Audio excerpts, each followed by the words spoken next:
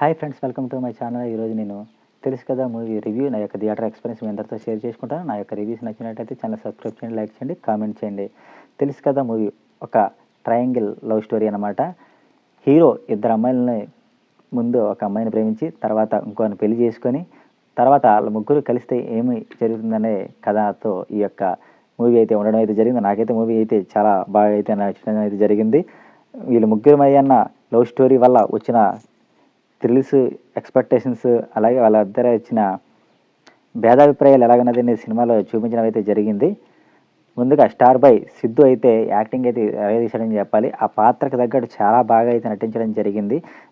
ఏ పాత్ర ఎలా నటిస్తుందో, ఏ విధంగా ఉంటుందో ఆ విధంగా అయితే నటన అయితే చాలా బాగా జరిగింది. రాశి కన్నా కూడా చాలా బాగా నటించడం అయితే జరిగింది. శ్రీనిధి శెట్టి కూడా తన పర్ఫార్మెన్స్ అయితే పీక్స్ తీసుకెళ్ళడం జరిగింది.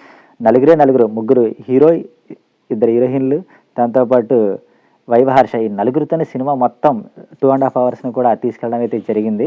వాళ్ళ నలుగురితో వాళ్ళ మధ్యన బాండింగ్ ఏ విధంగా ఉంది, అలాగే వాళ్ళ మధ్య కాన్ఫ్లిక్ట్స్ ఏ విధంగా వచ్చినాయి అనేది సినిమాలో అయితే బాగా చూపించడం అయితే జరిగింది. లవ్ స్టోరీలు చాలా బ్యాక్ టు బ్యాక్ అయితే ఈ దివాళీకి అయితే రిలీజ్ చేయడం జరిగింది. డ్యూడ్ మూవీలో ఒక అమ్మాయి ఇద్దరు అబ్బాయిలని ప్రేమిస్తే ఎలా ఉంటుందని తెలిసింది. ఇక్కడ ఒక అబ్బాయి ఇద్దరు అమ్మాయిలని ప్రేమిస్తే ఎలా ఉంటుంది అనేది ఈ మూవీలో చూపించడం అయితే జరిగిందనమాట. లవ్ స్టోరీ అంటే లవ్ స్టోరీ లాగే చూడాలి సినిమా. ఆ లవ్ స్టోరీ ఏ విధంగా ఉంది, అందులో కొత్తదనం ఉందా లేదనేది చూడాలి. అలాగే మూవీ కూడా అయితే ఉండడం అయితే జరిగింది.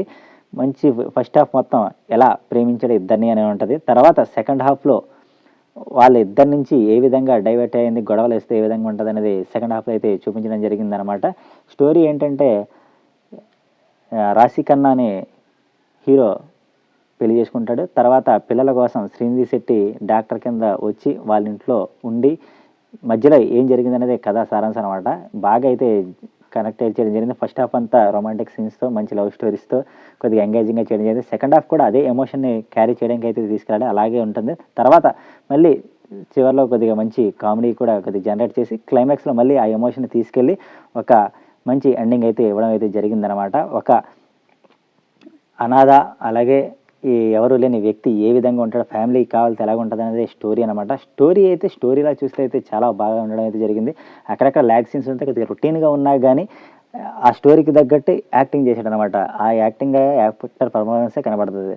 లవ్ స్టోరీ కాబట్టి లవ్ స్టోరీలా చూడండి, చాలా అయితే బాగుంటుంది. మినిమం ఒక 1.5 అవర్ నుంచి 2 అవర్స్ మనకైతే సినిమా అయితే ఎంగేజింగ్ చేయడం అయితే జరుగుతుంది.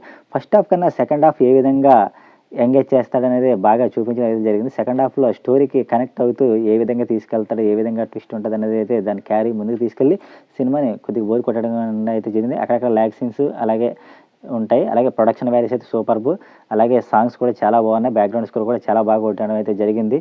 లవ్ స్టోరీలో చూస్తే చాలా బాగా అయితే ఉండడం జరుగుతుంది. ఈ దివాళీకి ఒక సూపర్ హిట్ మూవీ అనే చెప్పాలి. స్టార్ బాయ్ సిద్ధుకి, రాశి ఖన్నాకి, అలాగే శ్రీనిధి శెట్టికి.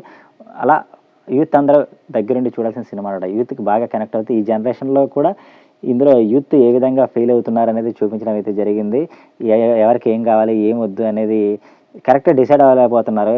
ఒకవేళ లవ్ ఫెయిలియర్ అయితే వేరే వాళ్ళకి వెళ్ళిపోవడం, తర్వాత మళ్ళీ వాళ్ళ ఆలోచనలతో ముందుకు వెళ్ళడం అనేది చూపించడం జరిగింది. బాగా అయితే చూపించడం అయితే జరిగింది అనమాట. సినిమా అయితే ఈ విధంగా అయితే ఉండడం అయితే జరిగింది. చూసిన వాళ్ళు మీకు ఎలాగైతే ఉందో కామెంట్ చేయండి. ఒకసారి కంపల్సరీగా చూడాల్సిన మూవీ అయితే ఇది. ఒక టికెట్కి న్యాయం చేయడం అయితే జరుగుతుందన్నమాట. Thank you so much watching guys. మీరు ఎలాగుందో మీ యొక్క రివ్యూ అనాలిసిస్ కూడా కింద కామెంట్ చేయండి. Thank you so much.